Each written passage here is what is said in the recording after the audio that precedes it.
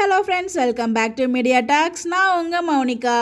So morning episode பார்த்து நம்ம இன்னும் பார்த்தீங்கன்னா அந்த ஒரு ஜாலி மூட்லேருந்து வந்திருக்க மாட்டோம்னு தான் நினைக்கிறேன். நான் இன்னும் அதே மூடில் தான் இருக்குது. ஸோ அவ்வளோ ஒரு ஹாப்பியாக இருக்குது. இந்த ஒரு ஹாப்பியான மூட்லேயே நம்ம ரைட்டர் ஷேர் பண்ண ஒரு ஹாப்பியான அப்டேட்மே இந்த வீடியோவில் நான் ஷேர் பண்ண போகிறேன். ஸோ பாய் கோதுமா அப்படின்னு சொல்லிட்டு நம்ம விஜய் செல்வார் இல்லையா, அது ரைட்டர் பார்த்தீங்கன்னா அதுக்கு அவ்வளோ பேர் அப்ரிஷியேஷன் கொடுத்துருக்காங்களாம். அதுக்கு ரொம்ப ஹாப்பி அப்டேட் கொடுத்துருக்காங்க. என்ன சொல்லியிருக்காங்க அப்படின்னு பார்த்தீங்கன்னா, கோது ஷெட்யூல் முடியும் தருவாயில் இருக்கும் காட்சிகளை எழுதும்போது அடுத்த ஷெடியூலில் கதை எதை நோக்கி நகரும் என திரைக்கதை ஆசிரியர் பிரியா தம்பி அவர்களிடம் கேட்டுக்கொள்வேன். அதாவது இந்த ஷெடியூல் முடிகிற டைமில் அதை கடைசி சீன்ஸ் எழுதுவாங்க இல்லையா, ஸோ அந்த டைமில் நெக்ஸ்ட் ஷெடியூலுக்கு என்ன மாதிரி கதை போக போகுது அப்படிங்கிறது பிரியா தம்பி மேம் கிட்ட கேட்பாங்களாம். அவங்க முன்னோட்டம் போல கதையின் போக்கை சொல்லுவாங்க. அதற்கேற்ப இந்த ஷெடியூல் காட்சிகளில் வசனங்களில் ஆங்காங்கே கொக்கி போட்டு வைப்பேன். அதன்படி சென்ற மாதம் கேட்டபோது காவேரி இருக்கும் இடத்திற்கு விஜய் வந்து விடுவான். அப்படித்தான் கதையை எடுத்துட்டு போக போகிறோம் என்றதுமே இதை நான் எதிர்பார்க்கல, நாங்களும் எதிர்பார்க்கல. இது அவர்தான் இருக்காது, நான் போட்டது இது. நெக்ஸ்ட்டு செம என்று தோன்றியது. அடுத்து திரைக்கதை அமைத்து ஒன்லைன் அனுப்பினார். மகிழ்ச்சி ரெட்டிப்பானது. செம screenplay, back to back ரகலையான காட்சிகளை உருவாக்கி தந்திருந்தாங்க.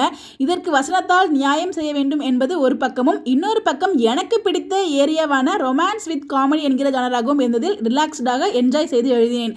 அதில் ஒன்று தான் இந்த கோது. ஃப்ளோவில் விழுந்தது தான். அதை பாயிண்ட் அவுட் செய்து டிஎம் செய்கிறார்கள். மகிழ்ச்சி, அதாவது ஒரு ஃப்ளோவில் எழுதினது தான். அதாவது அவரோட ரொம்ப பிடிச்ச ஜேர்னரான ரொமான்ஸ் வித் காமெடி ஜேர்னலில் ஸோ ரொம்ப ஜாலியாக எழுதியிருக்காரு. அதில் யதார்த்தமாக எழுதின அந்த கோது அப்படிங்கிற விஷயம் ரொம்பவே எல்லாரும் பேசப்பட்டு டிஎம் செய்திருக்காங்க. ரொம்ப நல்லா இருக்குது அப்படின்னு சொல்லிட்டு. ஸோ அதுக்கு தான் ரொம்ப மகிழ்ச்சி அந்த அப்டேட் கொடுத்துருக்காங்க. ஸோ இன்றைக்கி எபிசோட் ஸ்டார்டிங்லேருந்து, அதாவது விஜய் வந்த சீனில் விஜய் வித் காவேரி, விஜய் எல்லா கூடயுமே மிங்கிலான சீன், எல்லா சீனுமே ரொம்ப சூப்பராக ரொம்ப என்ஜாய் பண்ணுற மாதிரி சொல்ல வார்த்தையே இல்லை. இப்போ வரைக்குமே பார்த்தீங்கன்னா அந்த எபிசோட் எனக்கு ஓடிக்கிட்டே இருக்குது. திருப்பி பார்க்கணும் போல ஒரு ஆசையும் இருக்குது. பட் ஆனால் வேலைக்கு போகணும், என்ன பண்ணுறது அப்படின்னால ஒரு 2 times தான் என்னால் பார்க்க முடிஞ்சிச்சு. திருப்பி ஈவினிங் தான் பார்க்கணும்.